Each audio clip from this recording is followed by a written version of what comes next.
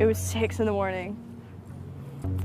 I got a knock on my door, a really loud knock, and I thought it was my dad who had locked himself out or something.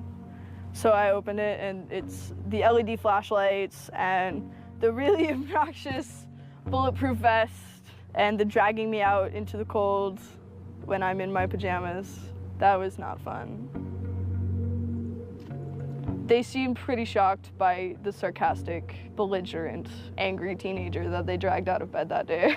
I don't know if it's just that I was 19 or that I was a girl, but they didn't expect this.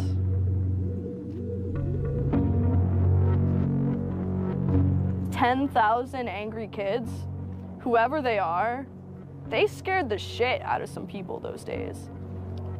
They scared the shit out of the powers that be. And that's why this is being investigated. That's why I'm under indictment. That's it. Because between the days of December 6th and December 10th, 10,000 angry people proved to the government that their regulations, their ideas, their view of PayPal, their view of WikiLeaks, their view of the Afghan war and Egypt and Tunisia and Libya, it didn't fucking matter. Their opinion no longer mattered because someone was out on the internet kicking ass.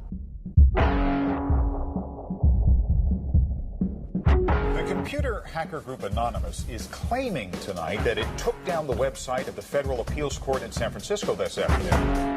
They took down Senate.gov servers. They've taken down HB Gary. Sony's claiming they did $150 million worth of damage. So many confidential files that tonight, because of these hackers, can be in the hands of anyone. Visa, MasterCard, the PayPal situation. The criminals who hacked into Sarah Palin's private email. The Church of Scientology says Anonymous is a cyber terrorist group of religious bigots. Anonymous and this other group called Lulz Sec. They seem to be wanting to prove a point. Anonymous kind of was like the big, strong, buff kid who had low self-esteem. And then all of a sudden punched somebody in the face and was like, holy shit, I'm really strong. And Anonymous calls itself the final boss of the internet.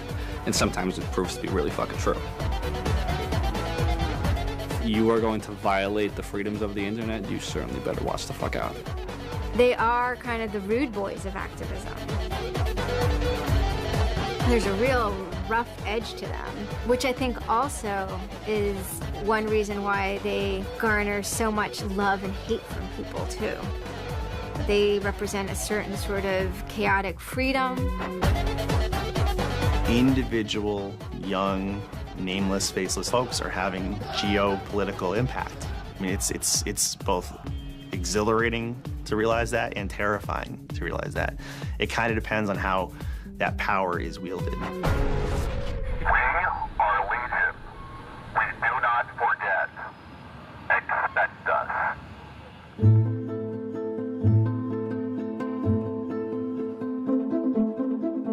We stand for freedom.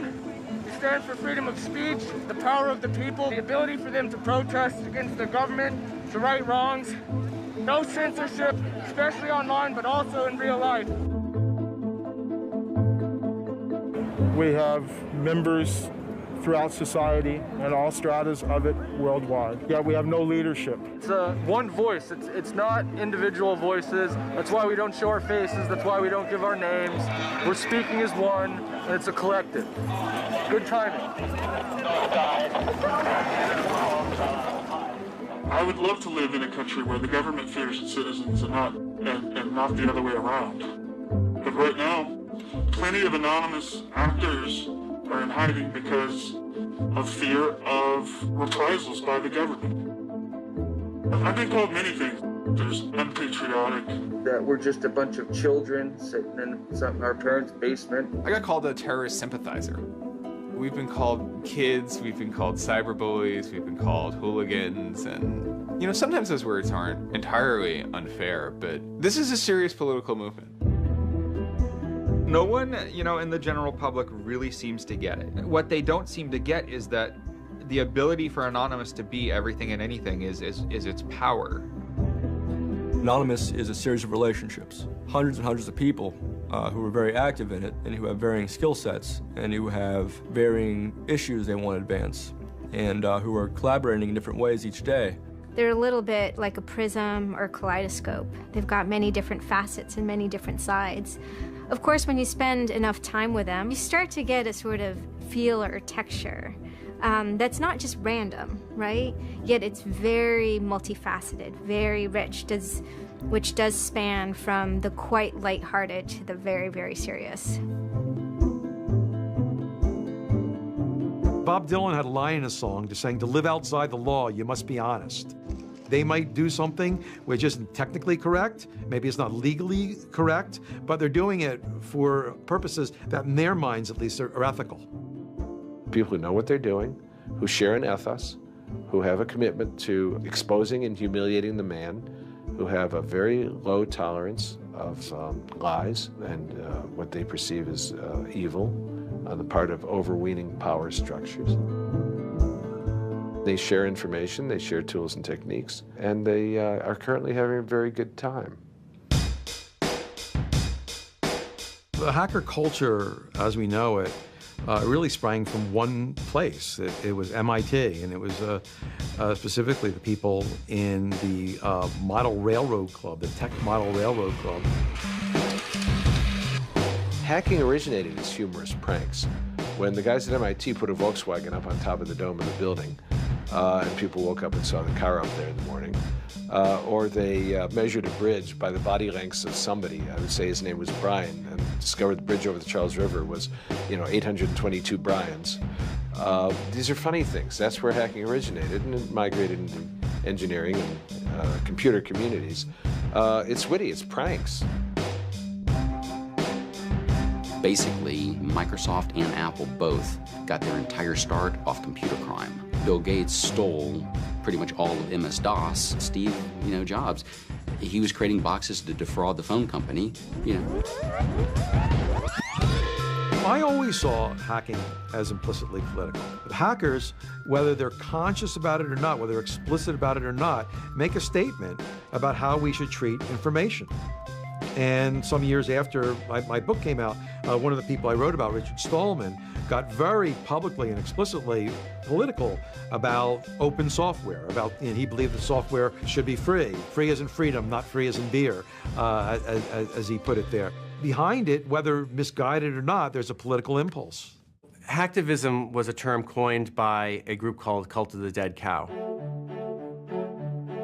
The Loft had an interesting relationship with the Cult of the Dead Cow. There was 3 members that were in both organizations. And we kind of kept like the serious security research that they would do under the Loft name. And if they were doing some sort of just goofy stunt-like things, they would do it under the Cult of the Dead Cow name. Because the Cult of the Dead Cow was really kind of sort of like a propaganda type of organization. They had a guy who was the minister of propaganda. They're kind of merry pranksters. Like everything they did was completely over the top.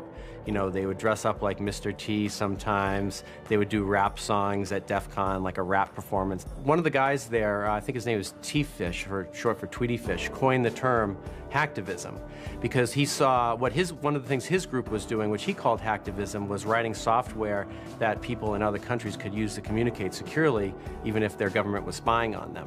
So the principle was really, it was freedom of expression. It was everyone should have access to the internet. Everyone should be able to communicate and get their message out on the internet. Even more important in countries where there was repressive regimes, that if you said something against the regime, they would come and take you away, and you weren't saying it anymore.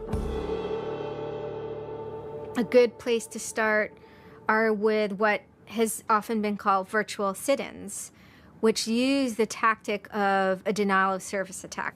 Denial of service has been around for a long, long time. The equivalent of like if you for some reason wanted to disrupt a bus service, right? You can hire 1,000 extras to all go and like line up at the bus station, right, and get on the bus. And so that anyone who was really trying to get on the bus couldn't do it, right?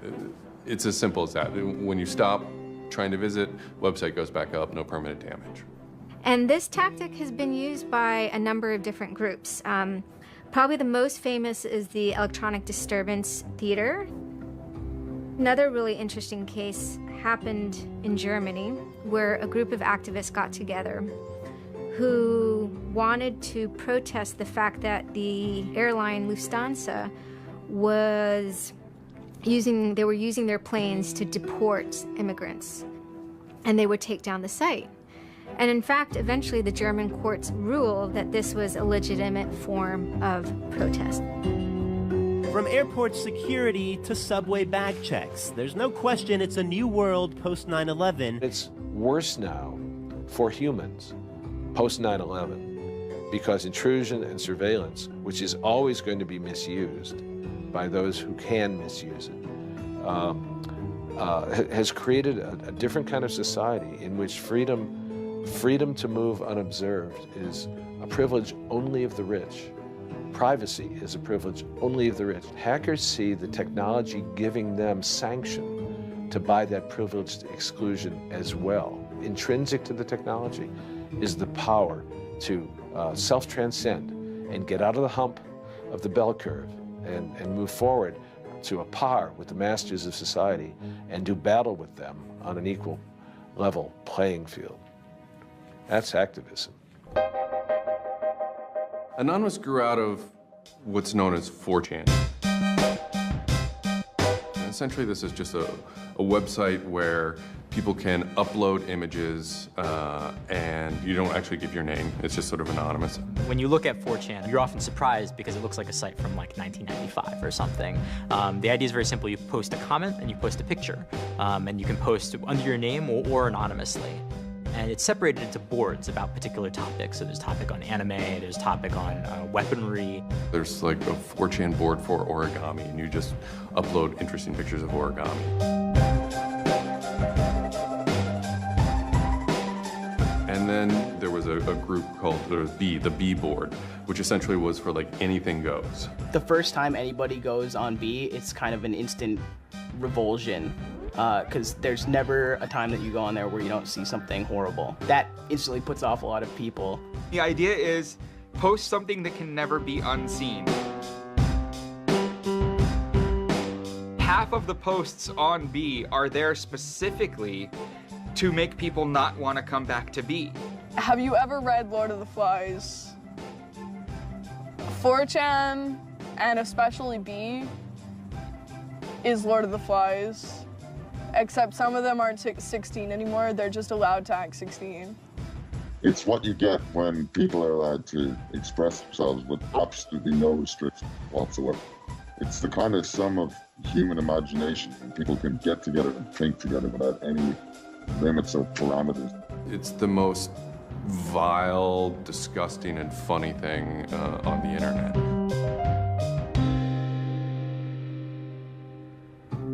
4chan was founded by Chris Mootpool when he was very young, maybe 15, in the early 2000s. He started 4chan because he was a big fan of Japanese animation. Chris Mootpool is the sweetest kid you've ever met in your life. He's small and he's got these sort of like tiny features, and he runs the most disgusting website in the world. What I think is really intriguing about a community like 4chan is just that it's this open place. As I said, it's raw, it's unfiltered, and sites like it are kind of going the way of the dinosaur right now. They're endangered because we're moving towards social networking, we're moving towards persistent identity, we're moving towards a lack of privacy, really. The B board, that's the exact opposite of Facebook. Facebook, like, you're supposed to be like who you are, and there's sort of one model, which is that like you're friends with people, right? In 4chan, you're totally anonymous nobody. And anonymous speech is, a lot of it's ugly, but not all of it is, right? It is actually sort of a place where people can be honest. One of the important things about 4chan is to have a thread that really explodes and lasts for a long time. If it doesn't, then it disappears. It's a site that's not archived.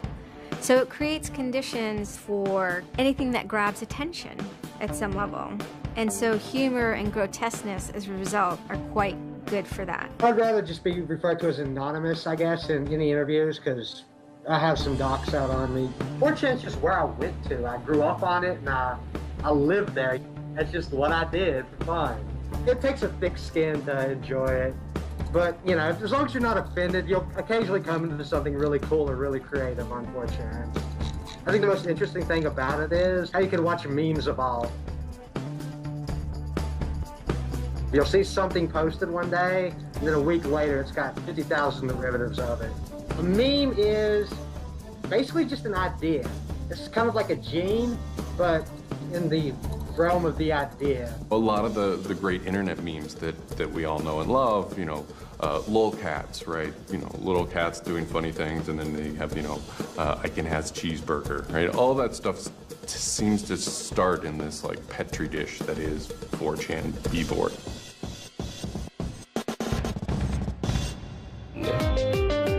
Say it publicly and you're insane. Chocolate rain. Name any meme from the last about 6 years, and I'll bet you either in its first posting ever was on 4chan, or at least one of its earliest revisions that became what it was on 4chan. I can see the food situation is so we'll be on our way. It's basically the best breeding ground for internet culture, and as far as I'm concerned. With your neighborhood insurance rates, chocolate rain. 4chan is also very known for acts of trolling. Trolling is a fucking art. Trolling is getting the person you're talking to get as pissed off as they possibly can, and for no reason except for your own enjoyment. Maybe you're trying to illustrate a point, but it's mostly for your own enjoyment. For them, it's funny that like people think the internet is serious business, and if people think the internet is serious business, it's a troll's job to make their life terrible. The idea of anonymous came initially as a joke. I mean, somebody suggested that, what if the whole site, what if 4chan, what if B was just one person? And what if that's just one guy called Anonymous sitting somewhere, and you're just reading all these posts by one guy? And it kind of looked like that from the outsider's perspective. I mean, there's no way to tell the difference. It might as well be one guy. Fox News did a very famous segment about it. They call themselves Anonymous. They are hackers on steroids, treating the web like a real-life video game, sacking websites, invading MySpace accounts, disrupting innocent people's lives. And if you fight back, watch out. Destroy. Die. Attack. Threats from a gang of computer hackers calling themselves Anonymous. I've had 7 different passwords and they've got them all so far. Anonymous hacked his site and plastered it with gay sex pictures. His girlfriend left him. She thought that I was cheating on her with guys. As long as I can think back, Anonymous have done some pretty off-color things in the name of getting cheap laughs, you know. But, I mean, that's part of the culture. They get what they call lulz. Lulz is a corruption of LOL, which stands for laugh out loud. Anonymous gets big lulz from pulling random pranks. For example, messing with online children's games like Habbo Hotel. Habbo Hotel was this online community where you had an avatar and you walked around and talked to other people. It was kind of like an early version of, you know, World of Warcraft or Second Life or any of those virtual worlds. What the people on B did was invade Habbo Hotel, created, you know, thousands of avatars. They all had this one uniform of a black guy with a big afro wearing a black suit. And so there would be thousands of these people, black guys, black suit, you know, huge afro, walking around this world, and they would do things like form a swastika out of themselves. And I think that was a real landmark because it was when they were able to see that, you know, they can use their numbers to do something really interesting and really disruptive. So we blocked the entrance to their pool, and that just pissed them off so fucking much. It was fucking beautiful. That was fucking just wonderful. Wonderful times. Those kids love that pool. They love the shit out of their pool. The goal was actually to offend everyone, simply because the idea that we could offend you by drawing a little shape on the screen was stupid to the people involved in it. They were like, really? You're going to get that mad over us just drawing this on the screen? Wow, well, you need to refocus a little on life, because this should not be upsetting you that much. Barrett Brown. I'm the director of Project PM and former operative with Anonymous. We were targeting furries, which were a subculture of people, of course, who, a lot of people on 4chan find irritating by virtue of their being irritating. A furry is someone, generally a male who's autistic in his 20s, who identifies with animals and oftentimes has sexual attraction to other people dressed as animals. There's diaper furs, furs who enjoyed wearing diapers, baby furs who enjoyed thinking themselves as a baby. We had furry infiltrators, people trying, we had secret groups. Mine was called the Illuminati /I/Illuminati, and we were, our goal was to wreak as much havoc as possible because it was stupid. There's a point, when I was, otherwise, seemingly respectable writer, 2007. My first book had come out like that, but I spent my evenings on Second Life, that big, virtual world, riding around in a virtual spaceship with the words faggery daggery do written on it, wearing afros, and dropping virtual bombs on little villages and concerts, and waving giant penises around. And that was the most fun time I've ever had in my life. All these different organizations online, whether it's 4chan, or just any website, there's typically a community aspect to it. This is where people have their social relationships. This is where their friends are. This is where they have a creative outlet. And so all those aspects are going into groups like Anonymous, where people feel like they're part of a bigger thing and they're able to express themselves within that group. There were certain words, certain phrases, certain ways people respond to things, certain images that were posted that created a pattern, and that pattern was, I guess, the origin of what is now Anonymous. It's like Freemasons with a sense of humor, and so much so they have this common symbology, and one of their chief joys, which is kind of wrapped up in power and secrecy, was the fact that they could recognize each other by referencing these symbols, referencing these phrases. Over 9,000. It's over 9,000! I lost my iPod. Mudkips, anything involving mudkips. So you have this weird sort of international culture developing with people, across the world, wherever they may be. In late 06 and, into early 07, there's a bit of a sea change where instead of just posting a bunch of content or randomly saying we're going to go over to some website and post a bunch of dirty comments against someone, it becomes a little more organized. Welcome to the Hal Turner Show. They went after a guy named Hal Turner. I am being discriminated against because I'm white. Hal Turner was a neo-Nazi who was, big online and had a podcast. I think that the 14th Amendment was not ratified properly, and I think, therefore, it is still okay to have Negroes as slaves in America. The first time I heard about Hal Turner is he was knocking somebody on 4chan. He was just being a major dick to a relatively known user. And for the fun of it, we started trolling him. And then I guess we kind of figured we had a moral high ground, which allowed us to get people on our side. But he was a fucking neo-Nazi. That's not okay to be in modern society. You're not allowed to do that. And there's a million neo-Nazis out there. But he started picking on our dude, so we had to go to our dude's fucking defense. And it just so happened that he was a neo-Nazi, so that's a bigger reason that he's a fucking dickface. I'm like, yeah, screw that racist son of a bitch. Let's do this, So I joined in, and I made some of the phone calls, and, I played around on the chat thing on his website and posted in the threads and whatnot. Who are you? Where are you calling from? Hola, this is Pedro. Spick, Diego. Don't call my radio show anymore, you filthy spick animal. The college that I go on the Hal to Turner Show. has begun an integration program where they try and purposely lower standards to bring more blacks and quote-unquote diversify the campus. And by the end of the next 5 years, they intend to bring over 9,000. He was just a horribly racist radio personality who seemed to handle it well when you called in. Like, he could handle being berated by Anonymous. And that made it very interesting. It made it a bit of a challenge. It wasn't some guy who just either crumbled or stopped answering the phone. It was a guy who would yell back. I don't see where you're going with this. Where I'm going is, I believe Barack Obama is genetically incapable of exercising the power necessary to govern the most complicated nation on earth. That's where I'm going with this. And I think part of the reason he's incapable of doing it is because of racial genetic inferiority. Is that clear enough for you?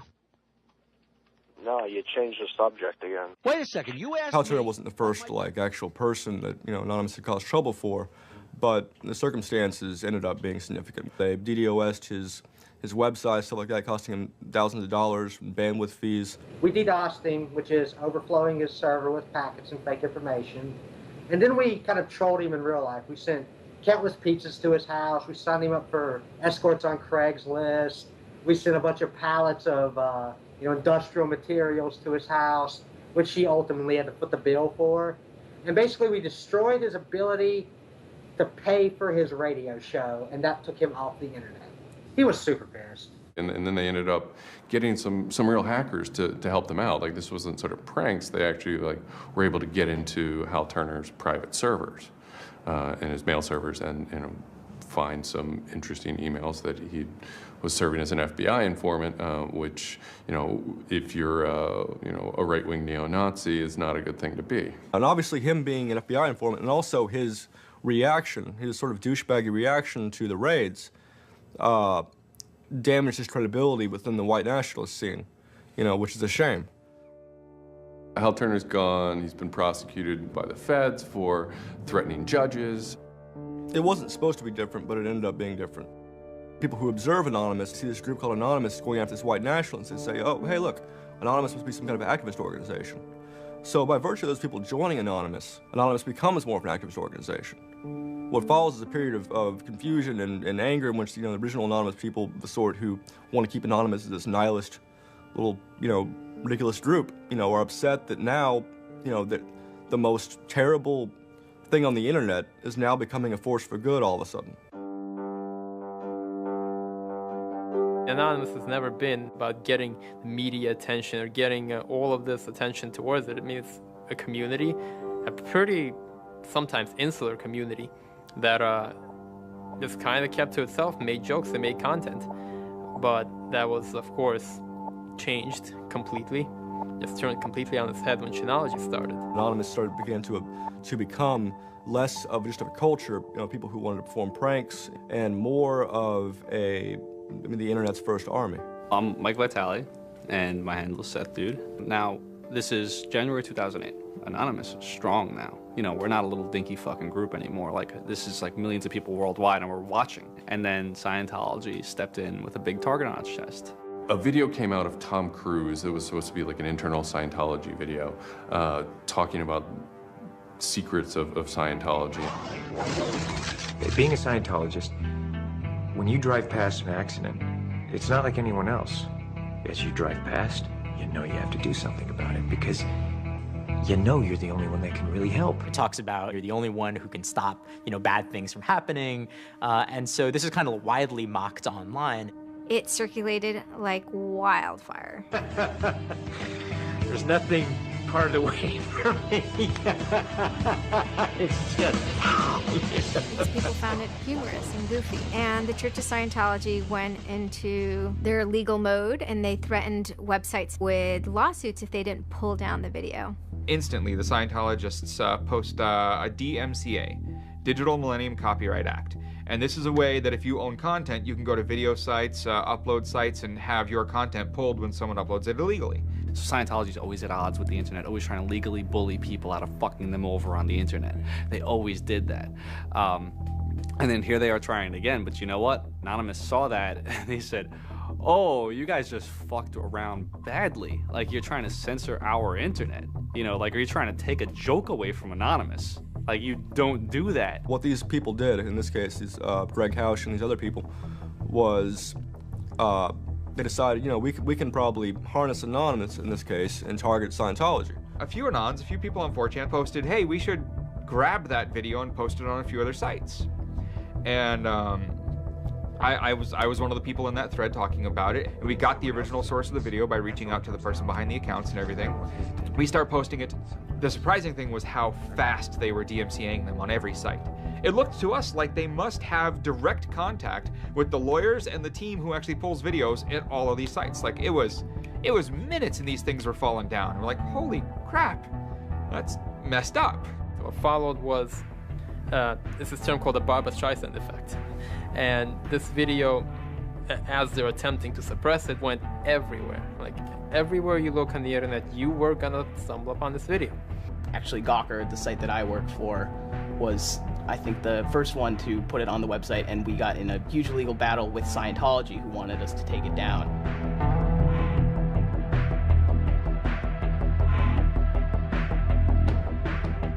A guy joins the channel, and he says, you should all look at Gawker. So we go over to Gawker, and the strangest thing has happened. This big media company had the video up on their front page and basically had a comment underneath of it that stated very clearly that the FBI would have to come take their servers to get this video taken down, that they were sick of this abuse that was going on. That made us think, what have we gotten ourselves mixed up in here? Scientology is an interesting target because in some ways it's the perfect inversion of what geeks and hackers value. At so many different levels: science fiction, intellectual property, discourses of freedom, science and technology. It's very proprietary, it's closed. And so in some ways, if you had something like a cultural inversion machine and you stuck geeks and hackers in there, you'd get something that looks a lot like Scientology.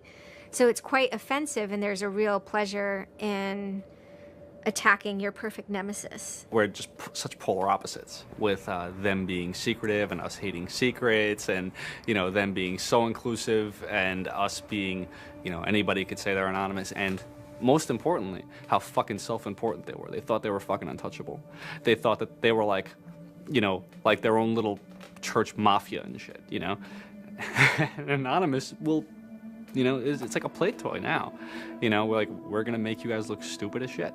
What really kind of dared us and set us off about Scientology is specifically the treatment of their critics. Anybody who says anything bad about Scientology is automatically some sort of criminal, some sort of crazy person, a drug addict. It's just that kind of mentality, that kind of, like, if anybody says anything bad about you, we're gonna fuck you over in the worst possible way. It resonated like this feeling of disgust within us. That was a big problem. That was the big problem. The censorship aspect of it. The audacity of this cult, this creepy cult, to go into our territory and tell us that we can't post this? No, fuck them. No, it's not gonna happen. And people who knew what Anonymous was to begin with were like, oh my God, Anonymous is gonna go to war with Scientology. This should be really interesting. Especially because it's two weird ass groups. I mean, I've been an Anon for a long fucking time. I know Anonymous is really strange. They're weird, and the stuff we like is weird, and it's really not mainstream at all. Now you have Scientology, also really weird. A lot of crazy shit goes down. Anybody on the outside who's seeing this is going, let's watch these two retards fight. Like, both their pants are gonna fall down, they're gonna triple, and it's gonna hurt everybody, and it's gonna be hysterical. And what happened was all these people who were geared up, the infrastructure was built to war with other Anons, said, you know what, fuck it. Everybody's gonna get together and pound the fuck out of Scientology.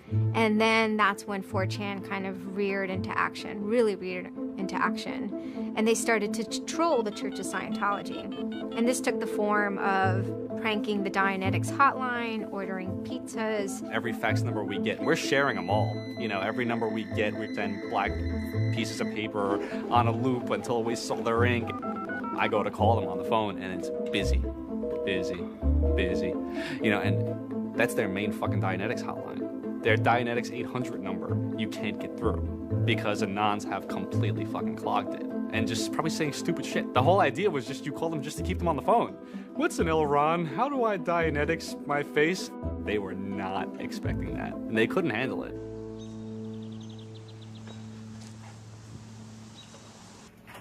I'm Brian Mettenbrink. I always liked anything technical, mechanical, anything sciencey, really. Computers do what you tell them to. They don't all of a sudden start doing weird stuff, and if they do, it's probably your fault. And I always like that, they're perfect, really, in a way.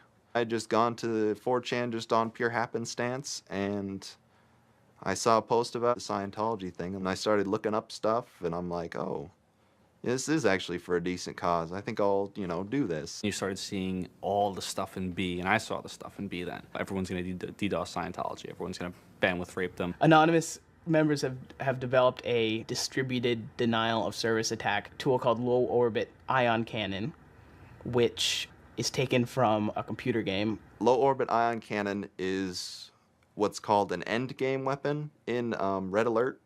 All you had to do was literally follow instructions step by step. I downloaded a program that's free and legal for anyone to download and use. And I followed the instructions and I typed in www.scientology.org and I pushed go. And what it does is it tells Scientology.org, in this case, it tells them to send their website to my computer about, I think it was 800,000 times in a weekend. And I'm pretty sure I probably took it down myself a couple of times. This tool is low orbit ion cannon, sometimes referred to as LOIC. I am actually not breaking any laws by using this tool against my own computer, 127.0.0.1, which is a non-routable address. But of course, if I were to have attacked one of those other bigger sites out there, I would have severely been breaking the law and would have been doing it in a way that was quite easy to track. You do it, you put in the site, you see that the IP is correct, you make sure that all these settings are good, and you hit the button, and off it goes. It felt like you were making a difference. You know, just you yourself. And you didn't even have to leave your home, you know? You just sat at your computer and followed instructions and stood up for what you believe in, so to speak. You made your say in the world, and hopefully it turns out better for it. Yeah, that was some really crazy stuff to watch. To be sitting there in front of a monitor and you have just information just flying in front of you, and it's this unseeable internet war. And one of the guys said, we need to make a video. We have to make a video. Hello, leaders of Scientology. We are anonymous. When the video came out on January 21st, that was one of the first times that Anonymous as a culture started referring to itself as Anonymous as a movement, and declared that it was going to take down and destroy the Church of Scientology. That video probably changed everything. Knowledge is free. We are anonymous. We are legion. We do not forgive. We do not forget. Expect us. It basically looked like if a computer was going to tell you that he was going to beat the shit out of you, this is what it would look like. That one video, you really galvanized that moment of innovation. That's exactly like with that video, internet activism as it's known today was born. What the video was saying was, it's over. You're not going to be able to follow people back to their house anymore with impunity. You're not going to be able to just issue a cease and desist letter to any reporter who wants to write some shit about you that you don't like. You know, that's done with. Every time you do that, Anonymous is going to hit you harder. So we made a video named Call to Arms that said, we're going to the streets. Every major city of the world has a Scientology building. Be very wary of the 10th of February. Anonymous invites you to join us in an act of solidarity. Anonymous invites you to take up the banner of free speech, of human rights, of family and freedom. Join us in protest outside of Scientology centers worldwide. And you just see this consensus forming that it's going to happen. So we made the third video, the Code of Conduct. Don't bring weapons. Dress accordingly. Cover your faces, because they will try and find out who you are and screw with your life. Rule number 17. Cover your face. This will prevent your identification from videos taken by hostiles. Scientology has a history of harassing, stalking, and just generally doing horrible things to its critics. So people needed a way to hide their identities. A lot of people had very legitimate fears. They don't want to be followed home. They don't want to be stalked. They don't want to put their families and themselves in danger. Everyone was going, well, we're going to wear masks. What's the only fucking mask that we all already know or have a joke about? And it's the Guy Fawkes mask. You see the movie V for Vendetta, you know, the ending scene where everyone's wearing the Guy Fawkes mask. That is very reminiscent of what Anonymous thinks Anonymous is.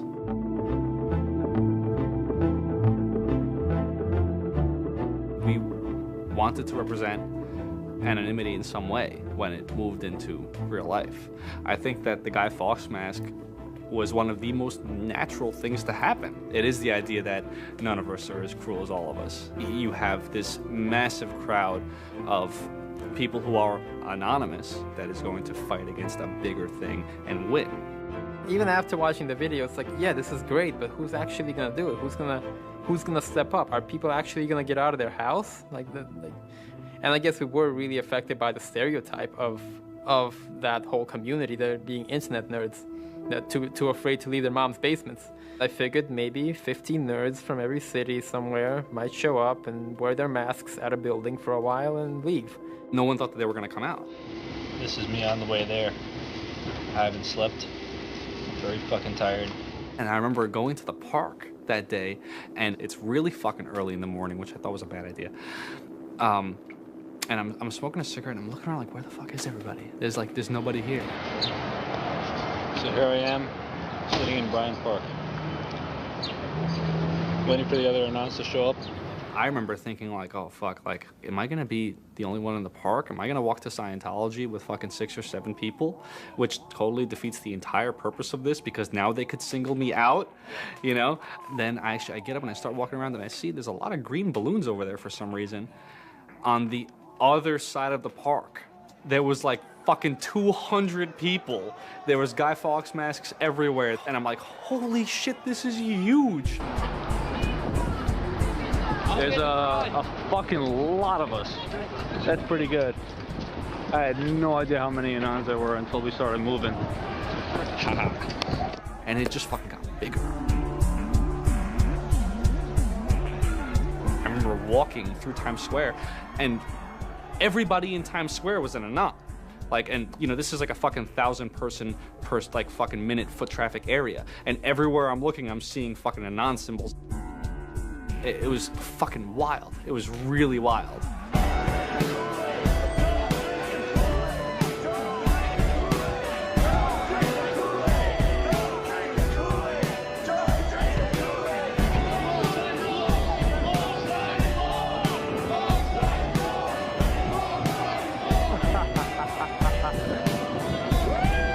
This is our fucking raid. Hell yeah! So we start getting numbers in. And Sydney. We're thinking that it's going to be 50 people. And before 10 a.m., before even time, there's already 50 people there. And there's still streams of people walking down the streets. A couple hours into it, you know, because I didn't go to bed until 1 in the morning, you know, you're looking at Sydney as, wow, there's 250 people in Sydney. The cops are estimating higher than that for their reports. What just happened? Adelaide, Perth, and Melbourne happened. And, you know, over 200 at each of them. We nearly broke 1,000 leaving Australia. Now, the next protest was Tel Aviv, which had actually gotten its first Scientology building a week before this. There were Palestinians and Israelis at this protest, both holding their flags. And at one point, they actually switched flags and held up each other's flags and whatnot. It was awesome to see.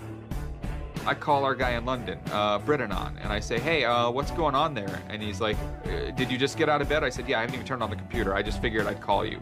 And he said, we've got 600 people, and the cops are really, really mad at me. All the major cities were having hundreds of people come out. Massive. Clearwater had like 300 people.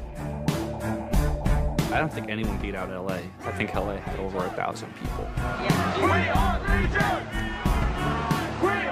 The thing that happened was something completely different, and hundreds of people from every city just swarmed the streets. It was kind of overwhelming, a little even scary, but scary in a good way. Soon, you know, we're at around the 10,000 mark, you know, and we were joking the whole time, over 9,000, you know, one of those memes. It was too surreal. It was not believable. You go by what name? We are anonymous. It was very empowering, especially after people saw the thousands of people showing up. This was it. We owned the world at that point. You've got lolcats and you've got rickrolling. You've got all these other things that Anonymous has been involved in. Then, you know, take us a month later and, you know, 10,000 people were just in the streets. And in every major country in the world, in every major city in the world. And what the hell just happened? What changed? You know, who flipped the switch? The world looked very different to me at that point. We all met each other. The idea of an Anon is you're fucking alone until you get to 4chan, you know, and then these people all think like you know? Then all of a sudden you're not alone. You are with fucking 500 others, you know, they all know the same jokes as you. They all clearly have similar interests as you. Here's your culture. You meet your own people finally. immediately you felt like you were at home. If you were an Anon, you were at home. We all like spent years in the same place, looking at the same pictures, laughing at the same jokes. You know, we pretty much were already friends, even though we've never ever met. It was very happy. It's perhaps a little surprising. It's not just preteens or teenagers. There's a far more even mix of males and females than you would imagine otherwise. Everyone always figured Anonymous was a very male, thing, but it wasn't like that at all, There's some fucking hot girls come through. Like, there's some really, you'd be surprised. And there were a lot of these so-called guys who weren't socially good. They were very awkward. They still lived at home at 23, half of them virgins. And I'll tell you, the amount of those people who got laid from these protests happening is in the thousands that would not have for years probably. That's why those protests were so important. It was a chance to finally meet other people that were previously anonymous and unknown, and hence it was the moment of the end of their anonymity. Scientology, they kind of fought back, so to speak. They posted stuff online. While claiming they are peaceful, in less than 3 weeks, anonymous members made or encouraged 8,139 harassing or threatening phone calls, 3.6 million malicious emails, 141 million hits against church websites, 10 acts of vandalism, 22 bomb threats, and 8 death threats against members and officials of the Church of Scientology. They basically antagonized, really, is what they did, which is really one of the things they're great at. They wanted to find me. They did. They hired PIs. They started taking pictures of us, threatening to sue us. People were getting followed. People were getting followed home. It'd be a regular thing for someone to say, oh, I had to lose someone on the subway. I saw someone from the Scientology Center, and they were following me. They would follow us to our houses, try to intimidate us, send us cease and desist letters. They had a PI hand deliver a cease and desist letter from a very expensive lawyer. It was a double message there. It was a, hey, we know where you live, and we know your name, and here's something from our lawyer. Just these old tactics that they used to fight the activism they faced before the internet just were completely ineffective against Chanology. Most of the people who received them actually framed them and put them on their wall. I've seen multiple of them framed and put on the wall. Mine's sitting in my closet somewhere in a box. They don't care to actually use the legal system to get you thrown in jail. They care to use the legal system to get you to stop. I did the whole low orbit ion cannon stuff, and then I pretty much just went about my life after that for probably, I think it's 6 months, and then the FBI showed up here at my parents' house where I wasn't, looking for me. 2 men got out of the car and took their jackets off and laid their guns on the front seat and came up to ask us if Brian was home and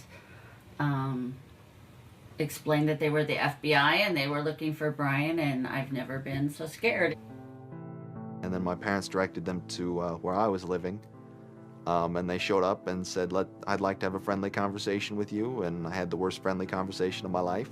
We sat down at my dining room table, and they just started asking me questions. And I'm trying to figure out what they're here for, because I have no idea. And they eventually started asking me questions about Anonymous. I was scared to death. I mean, my son is looking at 5 years in jail and a $100,000 fine. I had no idea that it was any sort of this big of a crime to do what I did. I thought it was the kind of slap on a wrist, $200 fine type crime. So I actually told them that I did it at that point. Then it went from there. But yeah. I would have never ever believed that the maximum punishment for this was 5 years in prison. It was a very eye-opening experience. I had a little bit of trouble accepting it, knowing that I could go to prison for 5 years. Knowing that I would be in prison from age 20 to 25 for this, you know, I thought that was a little bit extreme. I tell people it would be different if they drank and drove and killed somebody. But he didn't do that. It's hard to deal with, harder to deal with, because he didn't do that. He just pushed a button on his computer, and as he explained it to me at the time, it was like pushing the refresh button over and over and over and over 800,000 times. And it seems like such a little thing. I did the second most damage is what Scientology said. I sent the second most out of everybody. So I got the maximum for my category, which was 1 year in prison and 1 year supervised release. I think, you know, the way I feel is for what I did was one of the most, like, lopsided punishments I've ever, like, read about or heard of. Yeah, I think it's ridiculous, especially the year supervised release where I can't touch a computer for a year. I'm not sure what that's supposed to solve, except make my life difficult. So that computer behind me back there, I could go back to prison if I went over and touched it, because I can't knowingly associate with members of Anonymous. They just made a big deal about Scientology as a religion and that this is America and you can believe in whatever you want to believe, and I'm pretty sure they actually compared me to like the KKK and the Nazis and stuff in the courtroom. Yeah. It's a completely different Yeah. issue. I'm very proud of what he did. He stood up for what he believed in, but that was never, ever mentioned. I never would even dream of hurting anybody. You know, it's just not me.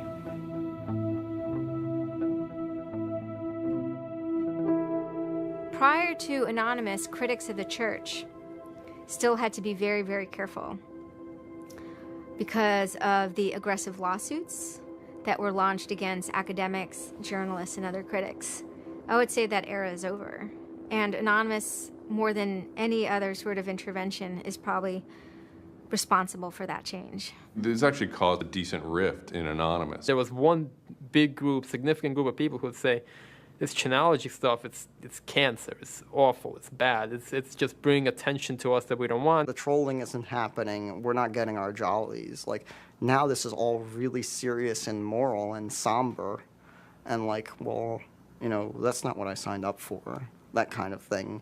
And then there are the people who were on the other side who are going, well, I only signed up for the serious and somber. You guys, go away. This is, you know, and you know, there became this very fierce clash of ideologies, and it was alien to us. They decided, in their own words, which I was privy to because it was told to me, stop ruining our bad name. So to make Anonymous look bad, they go off and they post animated GIFs, animated images to epilepsy forums that are black and white, just strobing really quickly.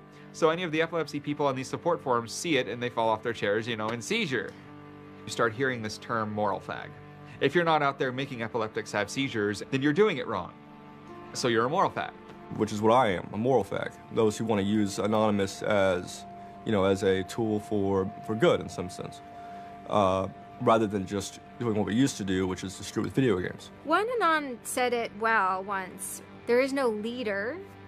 Their ops have momentary leaders, de facto leaders. I like to describe this with the picture of a bird swarm. Everybody's flying very, very quiet. Suddenly one bird flies into the other direction and the mass fly into the same direction following that person. It's totally okay to say, I'm sorry, I don't take part. When Chanology was running full force, it was like a kid stretching for the first time and actually seeing the real power. It's the teenage period, actually, trying, Operation Pitstorm. Operation Titstorm. Australia over the past couple of years has been relatively malignant in their attitude towards internet freedom compared to other Western countries. A guy named Tux wanted to attack the Australian government. in retaliation for upcoming internet censorship laws. And one of them involved banning pornography with women with small breasts for some reason. So that was the first time that Anonymous went up against the government. When they DDoS'd and took down several government sites, it was the first time that Anonymous was going up against a state.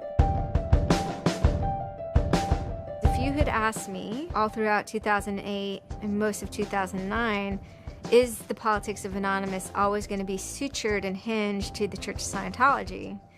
I would have said yes. And it became unsutured, unhinged, when a different political wing was born in 2010. The Motion Picture Association had hired an Indian software firm to DDoS the Pirate Bay. And Anonymous, coming out of 4chan, DDoS, the Motion Picture Association of America, as well as then other groups like the Recording Industry Association. It angered people for a lot of different reasons. I mean, obviously one of the reasons was that they were attempting to censor the internet. Another of the reasons, though, was that, you know, people in Anonymous had been arrested before for taking part in such attacks.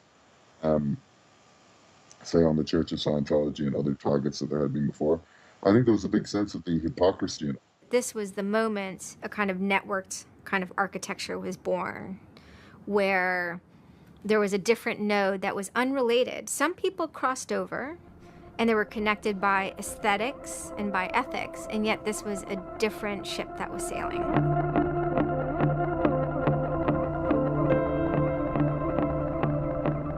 It is our task to find secret abusive plans and expose them where they can be opposed before they are implemented. The interesting thing about someone like Assange is that he actually also sprang from, you know, a hacker culture. It's a mentality of spreading information. Julian was Mendax. He was the greatest hacker that ever walked the face of the earth when I was a kid. I mean, they rumored he could move satellites around in space by hacking into NASA. I mean, you know, maybe it never happened, but I mean, it was, you know, it was a myth that kept young kids like me wanting to, like, you know, plug a computer into a modem and see if I can move some satellites around. WikiLeaks is an instantiation of the hacker ethos. Truth wants to be free, and we want to liberate it. WikiLeaks released a huge trove of diplomatic cables. There was a lot of controversy from every quarter of society. The WikiLeaks website released nearly 400,000 secret U.S. files on the Iraq War late today. It was the largest leak of classified U.S. files in history. The diplomatic cables show the U.S. is spying on its allies. Lots of things which were understood in private and may have been not even talked about explicitly. Suddenly they're out there in the cold light of day, and it's going to make some governments and some individuals very uncomfortable. He was showing the world a glimpse of how, you know, the powerful elite actually work, at least to some extent. I mean, these are fairly low-level diplomats sending messages back and forth, but it's a side of government you hardly ever see, and it's pretty eye-opening. And you know, once it's out, it's out. I think information wants to be free, but let's look at it. Let's analyze it. It's important that we know such stuff. It's important that we know what our governments do, and if they don't tell us, then somebody has to. There was one particular moment that really sparked the fire, and this was when PayPal, MasterCard, and Amazon pulled services for WikiLeaks. So all of a sudden, there's no way to actually like process donations to WikiLeaks. And then people went and found like neo-Nazi groups. Visa and MasterCard were perfectly fine with you being able to, like, you know, PayPal being able to like make donations to them, but WikiLeaks, no. You can pay the KKK, you can donate money to the Westboro Baptist Church with your PayPal and your fucking MasterCard, but you can't give any money to WikiLeaks. And I think WikiLeaks is doing a good thing. It's just a total hypocrisy. They got their little fucking banking mafia to fuck, you know, WikiLeaks over. People were incredibly angry. There was a real sense of rage. I think there was a sense that WikiLeaks was exposing the lies that the government had told to the people, and that the government was desperately trying to make sure that those lies weren't exposed. And there was just an intense, I can only call it fury. If you're a hacker, it's one of those John F. Kennedy was shot moments, not to actually compare it to that, but it's one of those moments you always remember exactly where you were when you heard it. I mean, I just really never dreamed that they would have the audacity Anonymous very quickly moves into an attack mode. Anonymous DOSed PayPal. They were pissed. Cyber protests, sit-ins, however you want to look at it. DDoS is a tool that is a big giant, it's like driving a finish nail in with a sledgehammer. The numbers of participants were massive, massive. And they managed over the course of a couple of days to disable the websites of MasterCard and PayPal. It was like watching the hack magician finally get a trick right, because you're not expecting it, and then it's magnificent. It was beautiful. Because what you had is people finally stood up for something. How long has it been since we had a huge, really relevant protest? I'm not talking Tea Party, I want to bring my guns in public. I'm talking 10,000 angry people said this is not right, and I want to do something about it. Soon after, January 2nd, I believe, WikiLeaks was blocked in Tunisia. And Anonymous got wind of that. They then intervened, at first solely for the purposes of like stopping the kind of censorship that was happening. They did some DDoSing, and this was a time period where they were getting involved with what I would call non-internet-y social movements and building lines of solidarity. My name's Pete Fine. You can call me an internaut or a hacktivist. Telecomics is an ad hoc cluster of volunteer net activists who have spent much of the last year trying to keep the internet running in the Middle East. During that time, we saw the Tunisian government not only censoring and filtering the internet, but also doing some kind of technical trickery to steal people's Facebook passwords and delete their posts and see who was posting what, and, you know, fake posts, stuff like that. Some Tunisian hackers came to us. They were members of Anonymous, and I didn't even know we had members of Anonymous in Tunisia, so it was a shock to me. And they had they had the keys to some parts of the kingdom, so to speak, when it came to the dictator in Tunisia. We went in on behalf of those Tunisian Anons, and we helped them get that and extract it, and then it went to WikiLeaks. The Tunisians overthrew Ben Ali, who was kind of a repressive dictator. A revolution that was facilitated by the internet, by Facebook and by Twitter. Not caused by it. I mean, 50 years of dictatorship has caused the Arab Spring. But the internet has certainly been helping.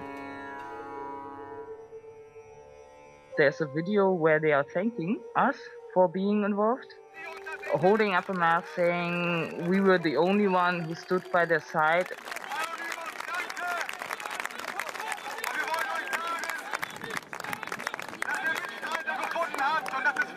For me, it was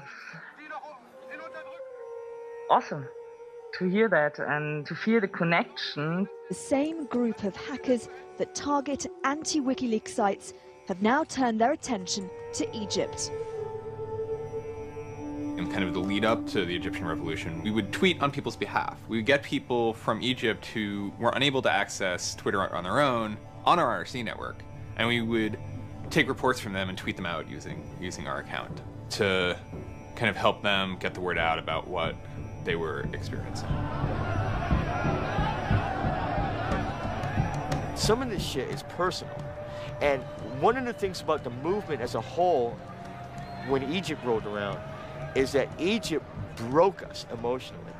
Watching in real time with live feeds that we helped set up, Egyptians get massacred with machine guns.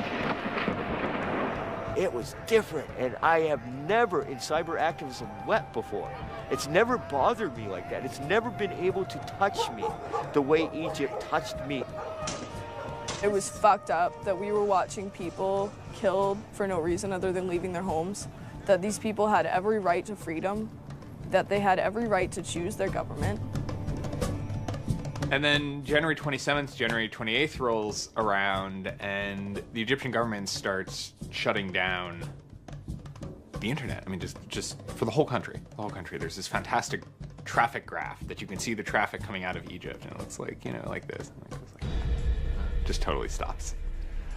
And we were just shocked. We were just like, what the fuck? Like, what the fuck? To think that a country would completely cut itself off as much as it was able to from the outside world was pretty unthinkable. You know, we know bad things go on in the dark places. And suddenly it got quiet. I remember that somehow burned into my brain that first Twitter was flooded and suddenly everything was quiet. That's the kind of thing that could start riots. I think when Mubarak did what he did, I think it really upset people here as well as in the Middle East. I put myself in their place, and I found myself in a desert of nothingness because he just wiped out everything that my world incorporated. That just showed me and everybody else that the same thing can happen at any time, at anywhere, in any government. Anonymous and the people on the internet stood up and said, go fuck yourself. You want to shut down their internet? Fine. The people on the internet will show them how to turn it back on. It's almost like the internet as an actual thing. It's like the internet is a living thing, but it's like a conscious thing that gets up and says, no, you can't do that. A lot of my friends helped with encryption, helped people on the ground in those countries validate SSL keys and certificates, and really showed them how to subvert their government and become free. And then Telecomics started to tweet connections to the internet, dial-up connections. In Egypt, the care package we put together included some kind of our comms information, the ham radio and dial modem details. In total, we helped coordinate and run about 500 dial-up modem lines. We also Googled up treatments for tear gas and other kind of basic medical treatment and found folks who could translate that into Arabic. Sort of put this together in a nice one-page PDF and fax, and off it goes. I think the most effective thing was shutting down government websites. We're taking your dictator's web pages down. It is cyber warfare at that point.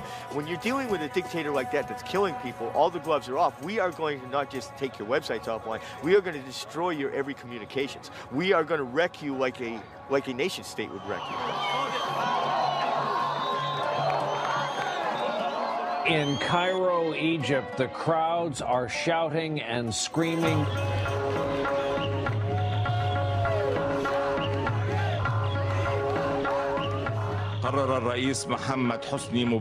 President Hosni Mubarak has decided to step down from the office of President of the Republic.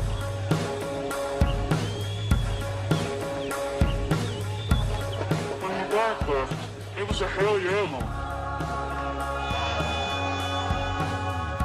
People can rise up. People can make a change. And I think for a lot of people in America, it was the first time they had seen people rise up and take down their government and say, we're sick of this shit. We're sick of the oppression. We're sick of living as slaves to your power. We had Egyptians come thank us as we're doing this stuff, and I said to them, like, look, you guys just get our back if stuff goes down here. Although it was awesome and it was one part we were fighting for me it was quite clear that it's not the end of the story.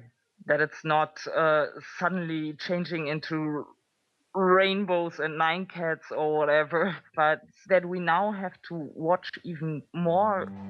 The FBI is now investigating Anonymous, a loose collection of rogue, tech-savvy hackers credited with bringing down the websites of MasterCard and Visa last December. So there were 40 raids back then. They seized computers, cell phones, and those kind of technical apparatus, sometimes including in the case of, a 19-year-old girl lived with her family, they took her parents' stuff too. There's always been a sort of cat and mouse dynamic, not just in relation to the feds, but also to these sort of groups that have appointed themselves as guardians of the Republic. And there's groups called like Backtrace Security, which is made up of a couple of deranged people who, I think for personal reasons, have grievances against Anonymous. I've been threatened by people who are former Secret Service agents who now run private security companies.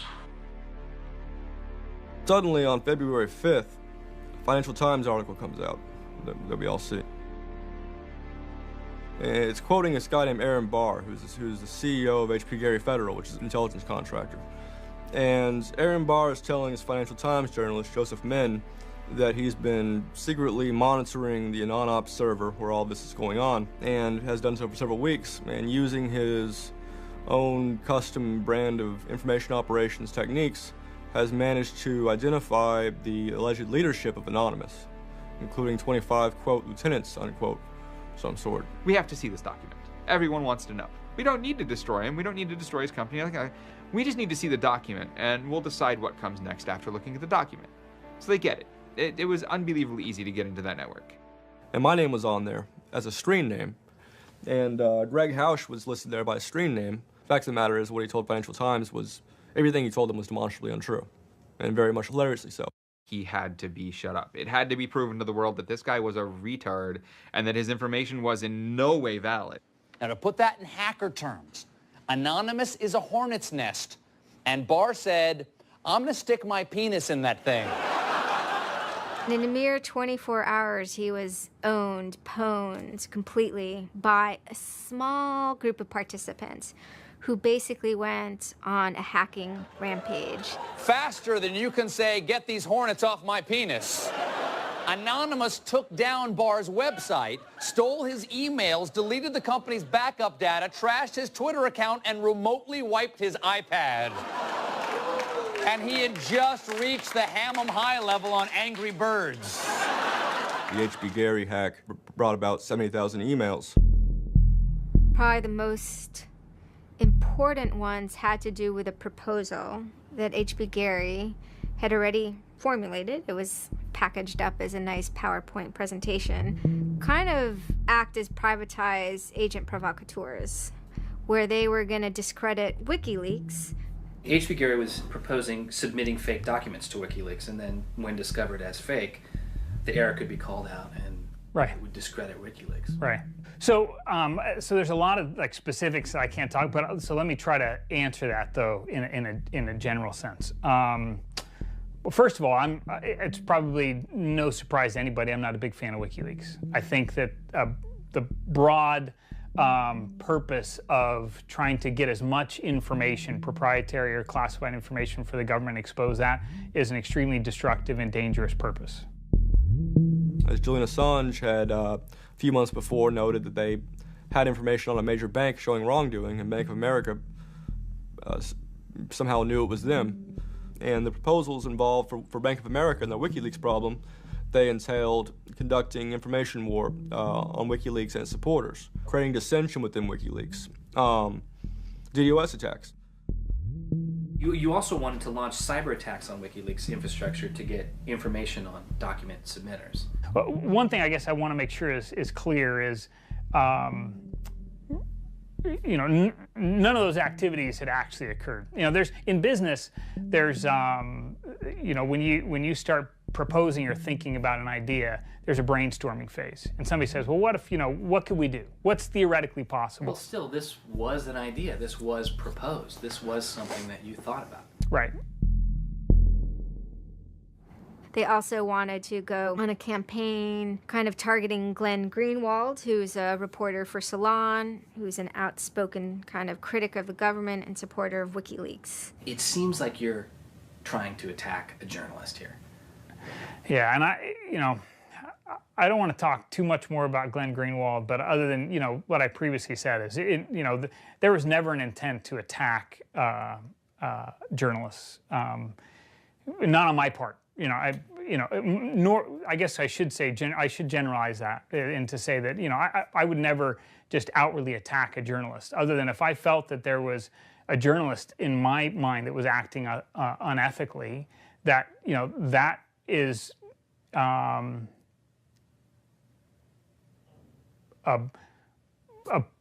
that's a fair game for having a public discussion about. They were walking a very fine ethical line at points, and in many cases, the mass opinion is, no, they stepped well past it. I will not support broad theft of information released to the public, because that's nothing but destructive. if somebody has information that's been stolen from them, and whether or not WikiLeaks encouraged the theft of that, or whether or not it was just put in their lap, still they're threatening to release the information that is the private property of another organization. So your choices are to just allow that to happen, or to try to stop it. How offensive is too offensive? We've certainly seen a lot of strategy coming out of governments across the world now saying, publicly admitting that they need to develop better offensive strategies in cybersecurity, because defense as a whole, it isn't enough. It never is enough. Some of the most important things that have had the most far-reaching influence and have been the most important in terms of what's been discovered, not just by Anonymous, but by the media in the aftermath, is the result of hacking. That information can't be obtained by the traditional journalistic process, or it can't be obtained or won't be obtained by a congressional committee or a federal oversight committee. For the most part, that information has to be, obtained by hackers. After this had happened, although only a small number of people had participated, the collective mood was exuberance within Anonymous. It was a kind of moment of the lulls being recharged, which people were excited about because people felt like the lulls had been running low during the Middle Eastern protests. And so it was a moment of great triumphalism within Anonymous.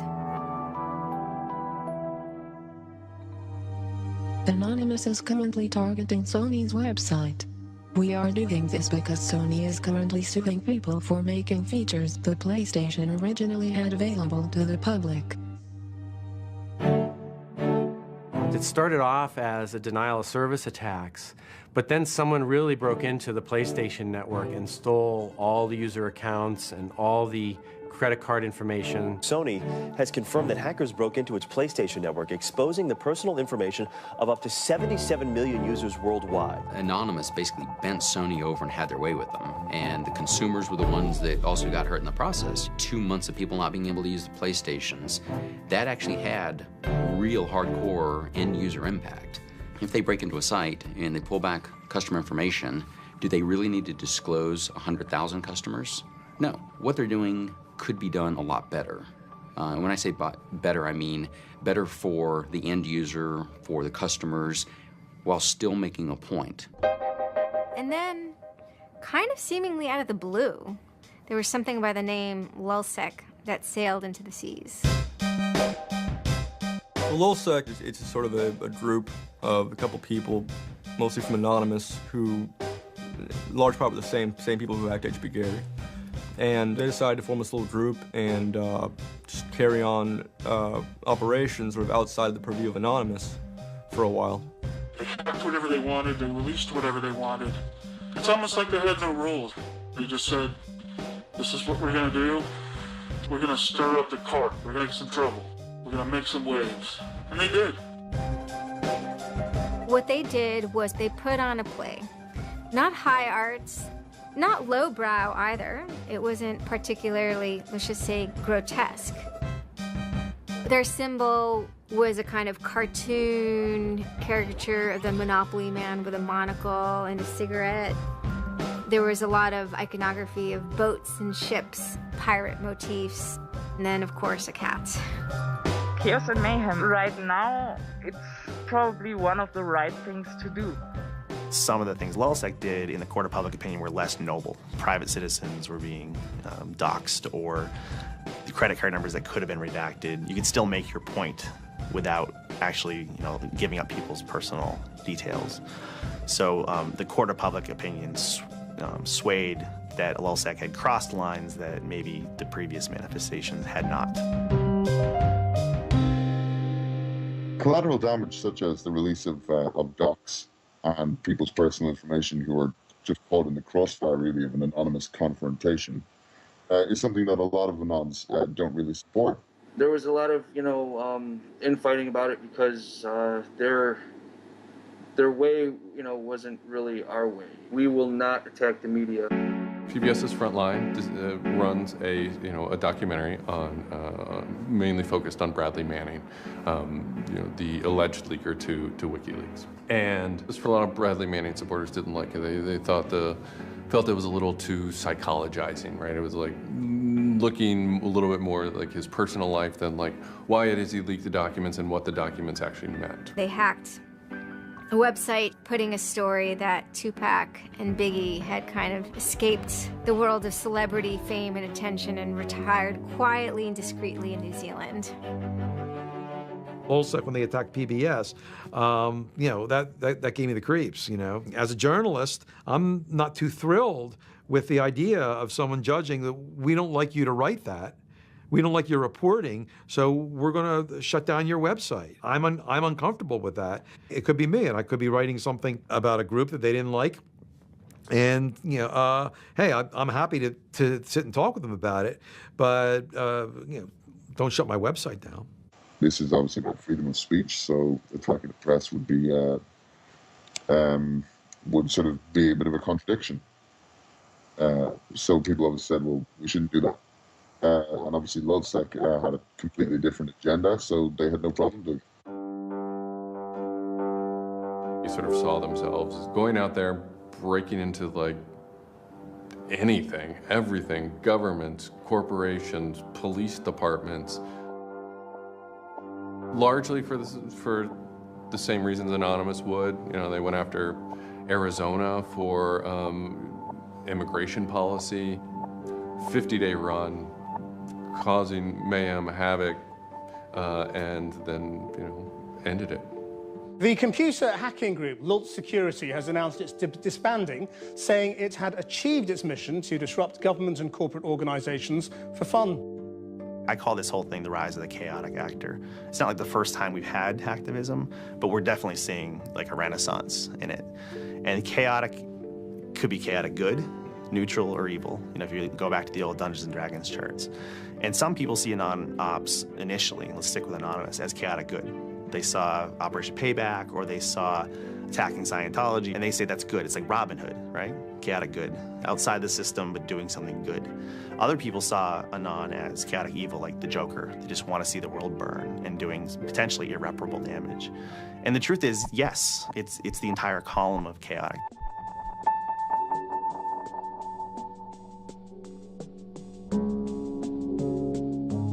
"16 people were arrested today, but dozens of FBI agents targeted alleged members of the loose-knit hacking group. Armed with search warrants, agents hit 6 homes in New York, along with locations across the country. The people arrested yesterday were suspected of attacking PayPal's website after the company shut off payments to WikiLeaks. Defenders of the hackers say they're merely engaged in civil protest, but FBI officials worry the disruptive cyber attacks could move in a more dangerous direction. So the FBI shows up at 6 in the morning, and it was really obnoxious. And I remember being frustrated and angry because there was nothing that I had done that would have justified an FBI search warrant. They came and guns blazing and all this other good stuff, busted down the door. I immediately just dropped down on the floor, 180, didn't want nothing. I wasn't trying to fight nobody. Theory of the case is they were, they flooded, quote unquote, a number of people flooded access to PayPal, thereby creating economic distress to a protected corporation. End of story. This is not a case involving identity theft, involving outing emails, involving violating privilege, involving theft of services, involving, shutting down business. It is a pure case of internet or cyber sit-ins. I think when Barack Obama gets on television and says, flood the switchboard, shut down the Republicans, send the message, that's legal. And even if you accept what the theory of this prosecution is, it's no different. This is an electronic sit-in at its finest. If you're a pedophile, the average is 11 years. If you're a computer hacker, the average is 15. And I think that's ridiculous. So, yeah. I mean, no, that's ridiculous. I mean, you can go molest children and get less of a sentence than you would for breaking into someone's phone. Even if you accept what the government is saying is true, what is important is that people are participating in the process. It is very much the process. It is sitting in an encounter in Selma, Alabama. 500 Freedom Riders refusing to allow people to go and sit in at a segregated lunch counter. They write books about that stuff. It is demonstrating in a street corner saying no to a war. It's just a different, it's just a different vehicle. It's the same results.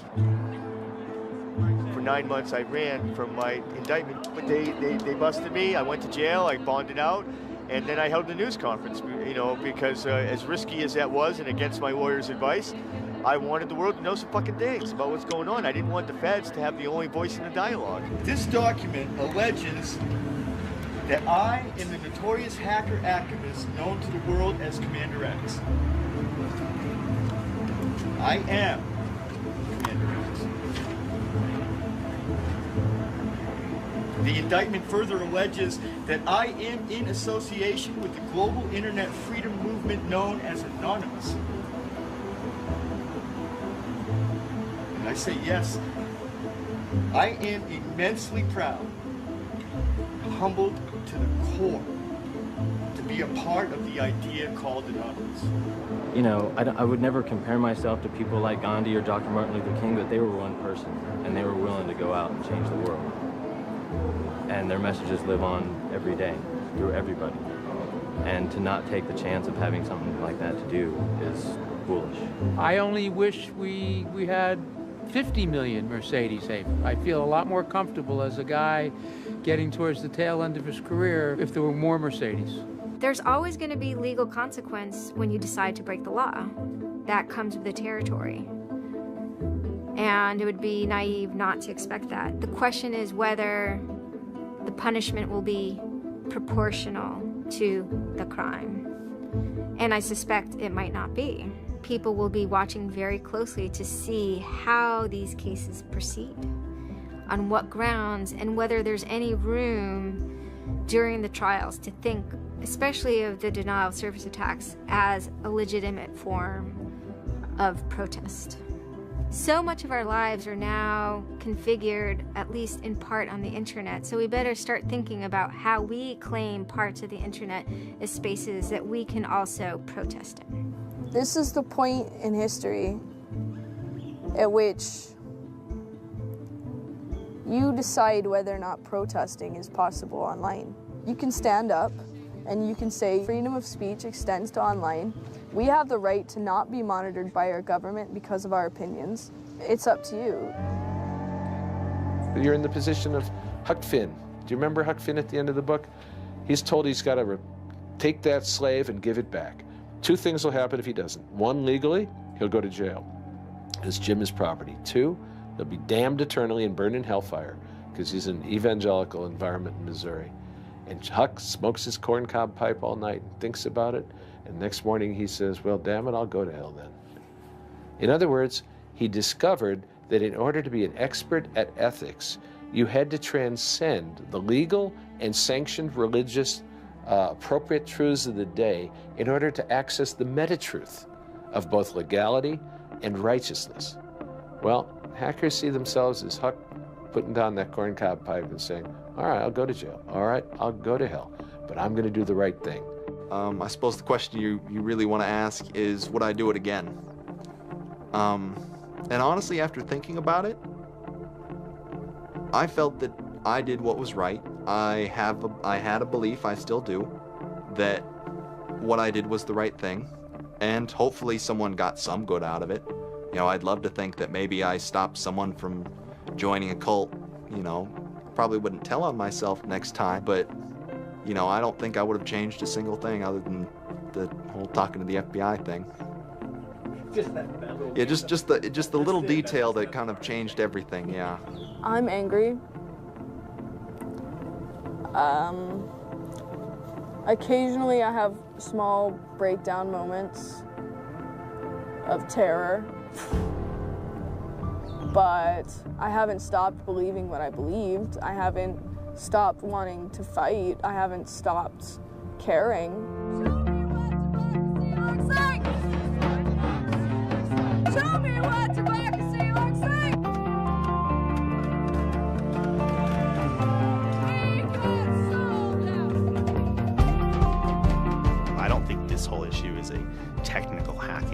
This is more about human philosophy and psychology.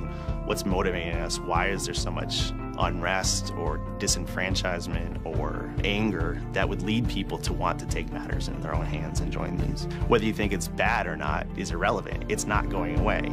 I have stood upon the mountaintop known as Anonymous and looked down on a world inflamed with revolution.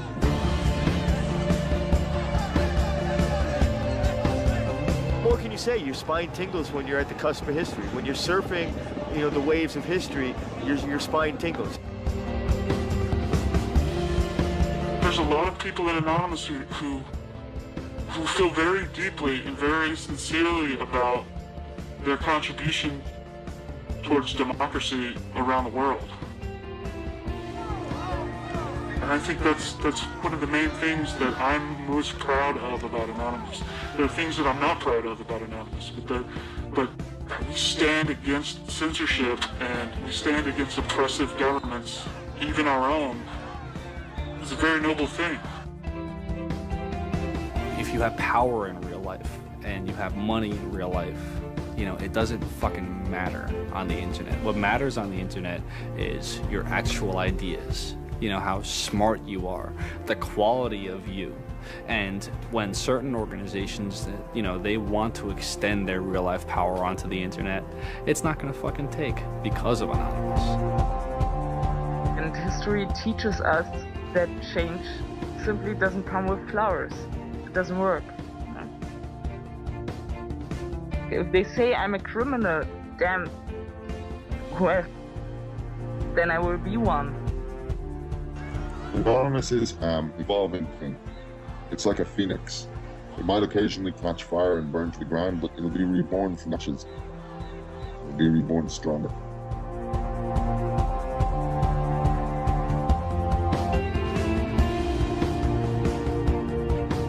I don't care if you're a Democrat or a Republican or an independent, or if you like Ron Paul, or if you worship pigeons or Scientology, or if you're Catholic or atheist or Methodist. I don't care about that. Your opinion matters. I don't care if I disagree with it. I don't care if I hate your guts. Your opinion matters.